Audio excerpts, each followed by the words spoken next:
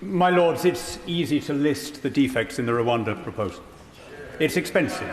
It's cumbersome. It's, as we were told at the beginning, it's taken up an inordinate amount of parliamentary time without any guarantee that it won't yet be challenged in the courts. And let's admit that there is something slightly distasteful. There's an aesthetic objection to shifting the problem halfway around the world. I get all that. I've heard all the arguments, believe me, my Lords, I've heard them from many of the people in the Chamber now. As Lord Ponsonby reminded us at the beginning, we've spent a great deal of time debating this 3 times in as many years. And I've heard those arguments very eloquently articulated, but I have not heard a plausible and credible alternative. Politics is often a choice between imperfect outcomes. In fact, these days it is almost always such a choice. In an ideal world, there'd be no need for a Rwanda scheme. In an ideal world, we'd have a Rolls-Royce Home Office bureaucracy where all claims were processed swiftly and immediately. In an ideal world, we would have no judges who push the limits in an attempt to overturn deportation orders. We'd have a judiciary that rules solely on the basis of what the law says rather than what it feels the law ought to say. In an ideal world, we'd have neighbouring countries that played by the rules of the game and took back people who had entered our territory improperly from theirs. In an ideal world, international conventions would have kept up with changing circumstances. But, my Lords, the world we live in is not ideal. It is gross and sublunary, and we have to make choices which are less than perfect.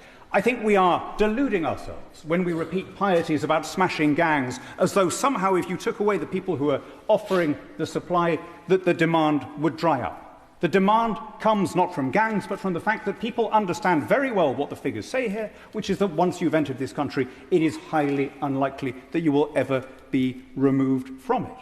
And I also think that there is a certain wishful thinking in what seems, I'm willing to be corrected, what seems to be the main argument of the opposition, which is that all of this can be solved with better collaboration across the Channel, as though that's something that nobody's thought of before or that nobody has tried before.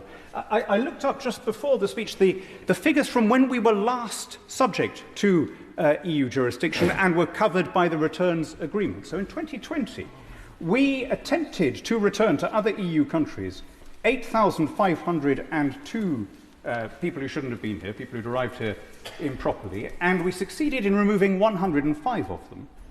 The other way around, the rest of the EU tried to remove 2,331 to the United Kingdom, and we accepted 882, a rather significantly higher proportion. It seems to me very difficult to argue that a returns agreement with the EU would mean anything other than taking more people from the EU than we send there.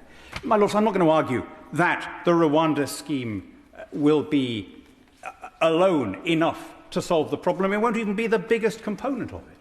I think there is more to be done in terms of individual return agreements. We've all heard, I think there was agreement on all sides about the efficacy of the Albania scheme, as the noble Lord Blunkett said. I think there's more to be done in terms of speeding up claims. And yes, there is probably more to be done in terms of collaboration. But it is part of a package to have some element of deterrence. The facts of geography mean that people have to pass through several safe countries on their way here.